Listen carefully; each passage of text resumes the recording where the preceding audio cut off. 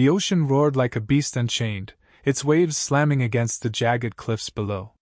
Storm clouds loomed heavy, casting a mournful shadow over the coastal neighborhood. The wind howled through the boardwalk's wooden planks, carrying the sharp tang of salt and seaweed, a warning ignored. At the edge of the property, young Liam sat in his wheelchair, his small hands clutching the armrests. His dark hair danced in the breeze, his green eyes locked on the crashing waves. The sea was his sanctuary. While other kids ran across the beach, their laughter echoing, Liam remained still, yet never trapped. "The waves make me feel alive," he'd once told his father, Nathan Brooks. Those words haunted Nathan's heart. Inside their home, Nathan stood in the kitchen, the steady chop of his knife against the cutting board a fleeting comfort. He reached for the salt when a scream shattered the air, not a playful yell, but a cry of raw terror. The knife clattered to the counter. His body moved before his mind could catch up, feet pounding the floor as he bolted outside. His pulse thundered, breath ragged. Then he saw her, Margaret Hayes, the iron-fisted head of the Homeowners Association, the self-crowned dictator of the neighborhood. For months she tormented their family with her rules and sneers. Now she stood by Liam's wheelchair, her manicured nails gripping the handles, her face twisted with cruelty. "I told you," she spat, her voice venomous. "People like him don't belong here." Before Nathan could react, she shoved the wheelchair forward. Time slowed. Liam's face contorted in shock, his hands grasping at nothing. The wheelchair tipped, and he plummeted. A metallic crash echoed as it hit the rocks below. The waves swallowed him whole. For a heartbeat, the world was silent. Then, from the raging sea, came a sound that tore Nathan's soul apart, Liam gasping, choking, drowning. His small arms flailed against the merciless current. "And Margaret?" She smirked, turning to Nathan with cold satisfaction. "This is private property," she said. "Maybe now you'll follow the rules." Something snapped inside Nathan. A primal force surged, forged in the jungles and deserts where he'd fought as Sergeant Major Nathan Brooks, Special Ops, retired.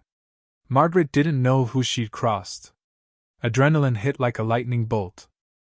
He sprinted to the water, boots slamming the boardwalk, his son's gasps louder than the ocean's roar. At the edge he dove. The icy water struck like a hammer, clawing at his lungs, the current a chaos of foam and salt. But Nathan was no ordinary man. He'd faced death in places where surrender wasn't an option. No wave, no sea, would take his son. Through the churning water, he spotted Liam, a fragile figure bobbing between monstrous waves, his arms barely moving. His head dipped below the surface. "No!" Nathan kicked harder, his legs screaming, salt burning his eyes. With a final, desperate lunge, he reached Liam. Terror shot through him. His son's skin was icy, his lips blue too still. Nathan pulled him close, cradling his head against his chest. "Stay with me, buddy," he whispered. No response. He fought toward shore, muscles burning, waves clawing at them. Each step felt like wading through stone, but he pushed on, driven by a singular need to save his son. At last, his feet hit the sand. Collapsing, he rolled Liam onto his chest. Water spilled from the boy's mouth, his frame convulsing. Then, a sharp inhale, Liam's chest rose. Relief crashed over Nathan like a tidal wave, nearly breaking him. His breath came in gasps, soaked clothes clinging to his skin. His son was alive. Then, a mocking laugh cut through the air. Margaret stood on the boardwalk, arms crossed, her blonde hair catching the wind. "Oh, stop the drama," she scoffed. "He's fine. You shouldn't let him out here anyway, not safe for people like him." Nathan's vision blurred red. People like him? His son had nearly drowned, and she was laughing? He rose, fists clenched, knuckles cracking. His breathing slowed, too controlled. Margaret's smirk faltered. "You should thank me," she stammered, stepping back. "Now maybe you'll—" "Run," Nathan said, his voice low, lethal. Her eyes widened. "What?" He took a step forward, a predator closing in. Panic hit her. She turned and fled, her heels clicking as she bolted toward her house, her HOA-funded fortress. Her phone fumbled in her trembling hands. 911! There's a man, he's dangerous, she gasped, glancing back. Nathan hadn't moved. Why wasn't he chasing her? Dread curled in her gut. Something was wrong. She reached her driveway, then froze. 3 police cruisers sat parked, their lights bathing her house in red and blue. Her breath caught. This wasn't right, she'd called them to arrest him. But someone had called first. A tall man stepped from the lead cruiser, his presence commanding. Captain Daniel Carter's face was stone, his eyes dark, locked not on her but on Liam, soaked and shivering in Nathan's arms. A muscle twitched in Carter's jaw. He turned to Margaret, his voice deadly quiet. You're under arrest for attempted manslaughter. Margaret's world collapsed. She screeched, a raw, animalistic sound. What? No. It was an accident.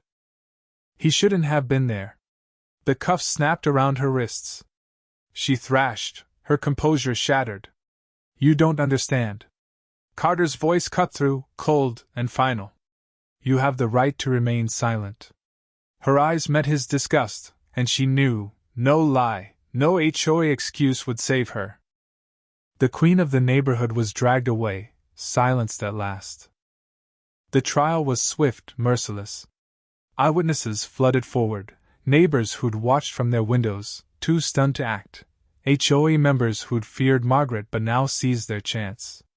The damning evidence, security footage, high definition, time-stamped. It showed Margaret's sneer, her hateful words, the violent shove that sent Liam into the sea. The courtroom fell silent as the waves' roar echoed from the video. Margaret sat pale, trembling, as gasps and whispers filled the room. The jury barely deliberated. Guilty, the foreman declared. Margaret sobbed, clutching her lawyer. This is unfair. I didn't mean to hurt him. The judge's stare was ice.